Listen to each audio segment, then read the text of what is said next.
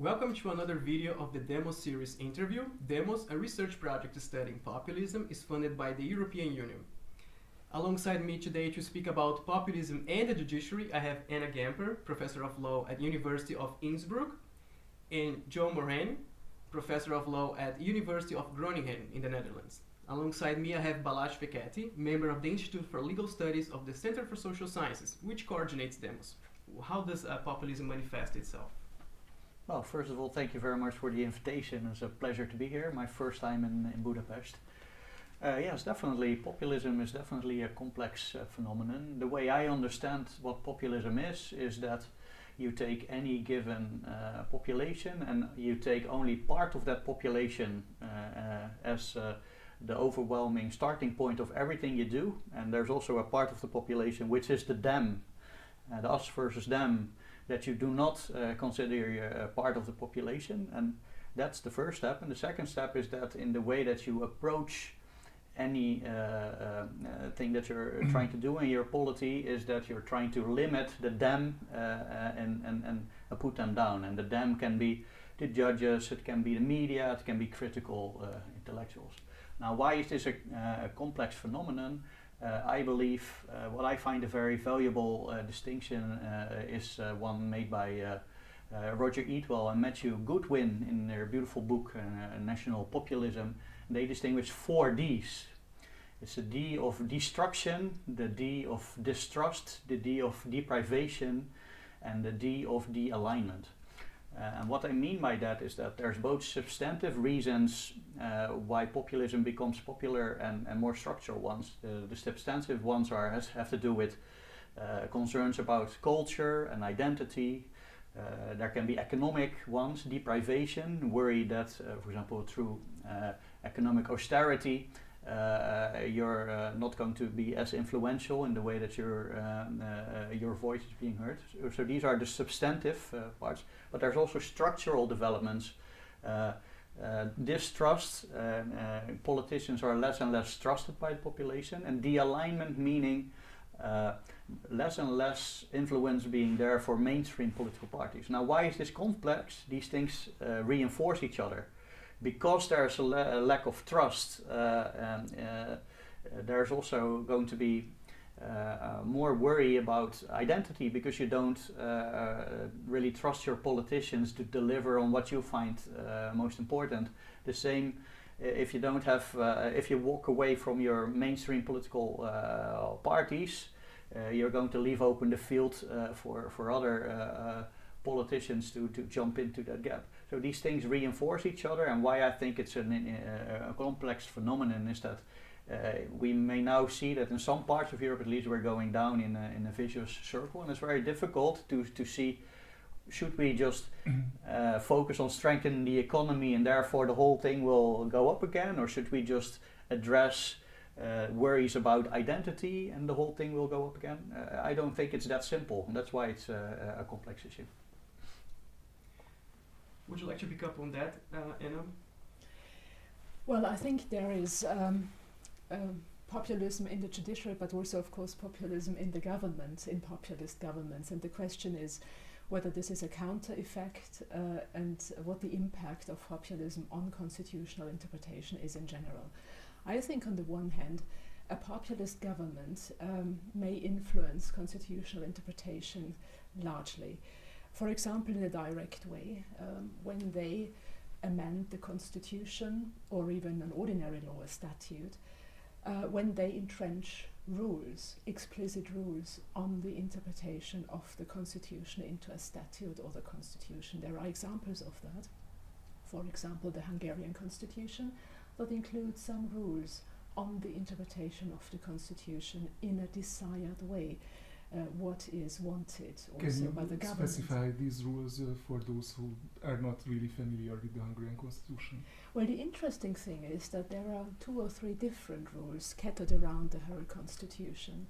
And the main rule says that the constitution needs to be interpreted in accordance with the national avowal, the historical constitution of Hungary, and also some values which are mostly orientated at the collectivity, the public good, moral, for example, rather than the individual freedoms of people. Of course, they're not excluded, but there is a big orientation at these more collectivity centered values, so to say. Then there is another rule which says that the Constitutional Court must not or may use its former case law. It's not absolutely excluded, but that former case law is at least not binding for the Constitutional Court. So this was a problem which was also criticized by the Venice Commission of the Council of Europe a couple of years ago, when this provision was introduced into the Constitution. So this is one possibility for a government to entrench such clauses in order to force the judiciary to apply a desired interpretation of the Constitution. This is one possibility. But there are also some other more indirect ways to address that matter. For example, when they appoint new judges, when they amend the constitutional rules how judges are appointed, just think of constitutional courts or apex courts, for example, but also ordinary courts. When they entrench new rules about additional judges, about the terms of office, about early retirement of judges, think of the Polish case, for example, but also when it comes to the time schedule, how do you organize your cases, which decision comes first or which decision afterwards. So there are many indirect channels how, of course, constitutional interpretation may be formed by a government in that way. And then when courts react, they can, of course, react in a kind of positive way to what the government wants, but also in a negative way. But even there, the government may use this kind of judicial response to populism in a way to invoke the counter-majoritarian dilemma, to say, well, addressing the people, you see what those judges do. They say something what perhaps is not in the text of the Constitution, this is a purposive kind of interpretation, etc. And they can even use this in a negative way in order to address the people and say, these judges were not elected, but the government or parliament at least is, and now we have what we call the counter-majoritarian dilemma, which is very much used by populist governments in order to get some legitimacy. I think there's an assumption in your argumentation that judiciary should play a key role in counteracting or addressing populism. John, do you agree with this assumption? I definitely do believe that the judicial branch, the judges have an important role, of course. I definitely also don't think that they have the only role, and perhaps not even the most important role. For me, populism is really, in essence, a political problem.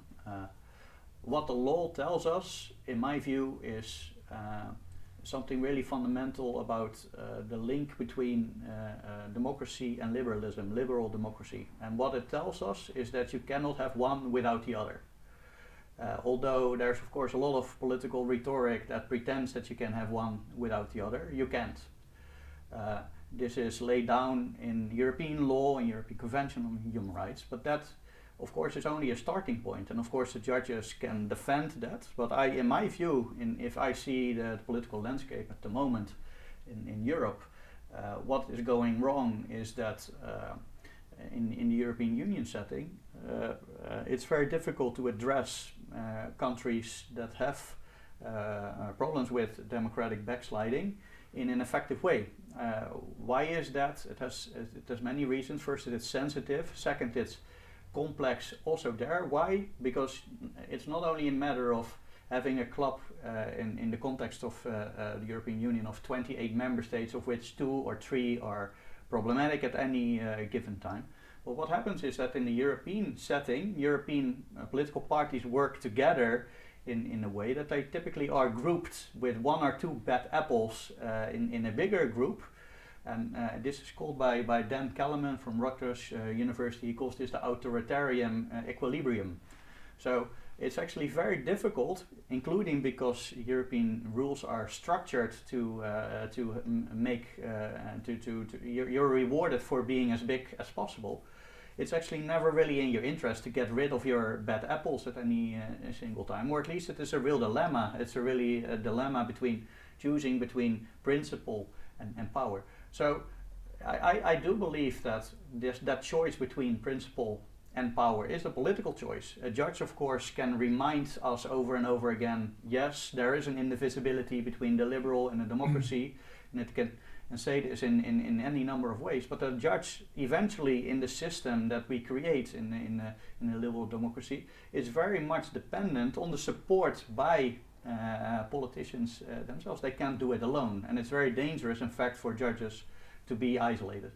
So how can we address the society and that kind of claims of the society? Because as you know, some part of the people may validly complain about a gap between the elites and we the people. So can it be somehow addressed? That you need much stronger civic education. For example, in my own country, in the Netherlands, there's now a constitutional commission that has recommended we need to give much more attention to citizen education. What I also believe is totally crucial, and that's really sliding down in Europe, is independent media. If you look at the media landscape, you see that it's more and more privatized, and therefore if it's privatized, it's also much more susceptible to being captured by one or another specific interest. But what I think is even more, and that is really the one point I really want to stress is, what I do believe is that it's crucial to realize that those who are actually in favor of liberal democracy is now sort of a large silent majority, but with the emphasis on silent. I think it's very important to mobilize that majority in a much better way, and not only focus so much on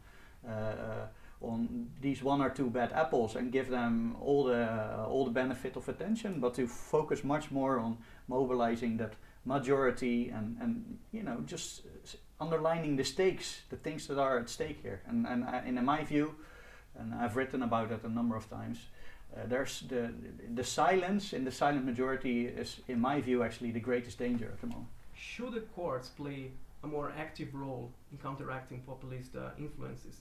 Do you think that they should be doing this? And if so, how to do that without losing their neutral approach and their professionality? Well, this is a tricky question. First of all, I have to say we have to differentiate between courts, whether they exercise strong form or weak form review. But let us take the example of strong form review. What they can do is to examine laws enacted also by populist parliaments and governments, whether they are unconstitutional. So the way to handle populism in that way would be to repeal the act because it is unconstitutional. Now, when a populist government and parliament enjoy even a supermajority in the parliament, so they can even enact and amend the constitution, as I said before, so they can enact a number of measures, all of them with a view to limit courts in their discretionary phase. What they can do in this case is perhaps even to repeal a constitutional act, but only under the provision that they adopt a doctrine of a two-layered constitution. We find this at the moment around the world. It's a phenomenon that many constitutional courts increasingly adopt this doctrine and say our constitution doesn't just consist of ordinary constitutional law, but also of some basic principles. You find this doctrine in the Indian Supreme Court, in the Slovak Constitutional Court, and many other courts worldwide. Even the Austrian Constitutional Court adopts this doctrine. And of course, in this case, even a constitutional amendment could be examined against the yardstick of basic principles of the Constitution and could be repealed, perhaps. But it depends, because there are, of course, many constitutions that do not provide for such basic principles and a formal limit or even eternity clause, which says the constitutional lawmaker must not enact such an amendment. So this is only possible in a number of cases. What the courts can do also is to refer to foreign law, to international law, to European law in the context of the European Union, or also the Council of Europe, the European Convention on Human Rights. For example, for example, by using a consistent interpretation method to say we will be guided by international law, by the European Convention, by EU law, perhaps even by the foreign law of other consolidated Western liberal democracies. We use this as an interpretive guideline, so to say, or in the context of the Council of Europe and the EU, for example, they could ask the European Court of Justice and now even the European Court of Human Rights for sort of preliminary ruling on the interpretation of EU law or the Convention. And of course this may also be useful when they argue in the domestic context, but there are limits, of course. And as I said before, if there are no limits to constitutional amendments and if a populist government uses this, it may very easily stop the judicial endeavors against the populist measures. And on the other hand, as you perhaps alluded to in your question, I do not think that courts should really, act as the political opposition, that they should really, with an intention to go beyond what can be called the interpretive space of a court, because they want to be political. I do not think that the end justifies the means.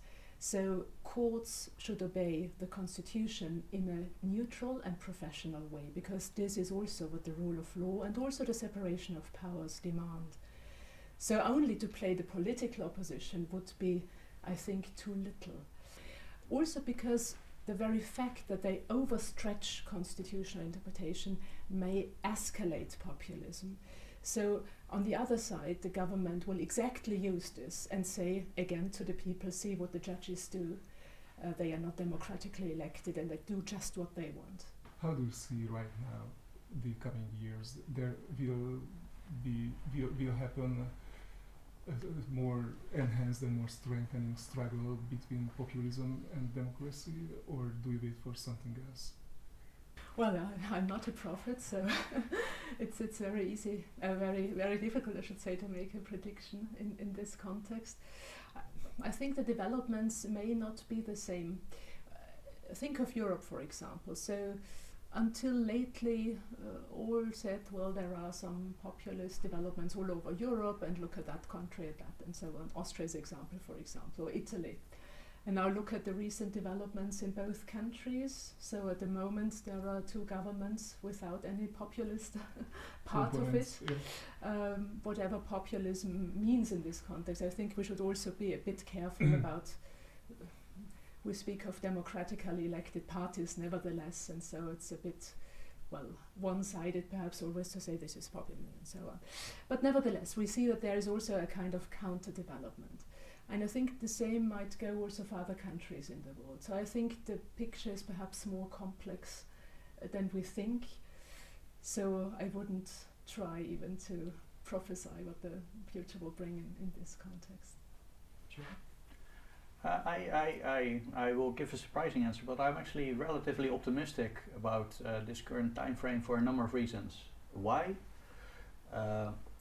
First of all, because of the crisis in two European member states, you see now that the Court of Justice is forced to really constitutionalize the European Union setting. It develops principles that would not, in normal times of complete stability, would have been developed. I think that is a positive development, because we're sort of defining our soul at the moment, and I think that will only make us stronger in the long term. And the second thing that I think is really quite positive is that it shows, although of course I'm extremely worried with the backsliding in Hungary and Poland, I also think it is part of a broader development that shows that there is really an urge in many parts of the population all over Europe, with the yellow vests in France and all sorts of other developments. There's an urge to really go out in the street and really politicize things that we have slowly depoliticized. And I think this repoliticization, and of course populism to some extent is an expression of that, But if we manage to manage that depoliticization in a much better way than just have pure populist regimes in some member states, I think it could actually be a very positive development.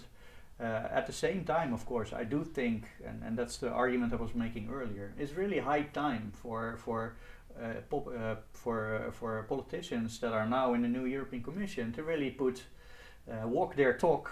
And you know, it's nice to write beautiful speeches about the rule of law, but it's really about choosing that principle over power, even if that means that you will be working together in a smaller political party. It's at some point you just have to say enough is enough.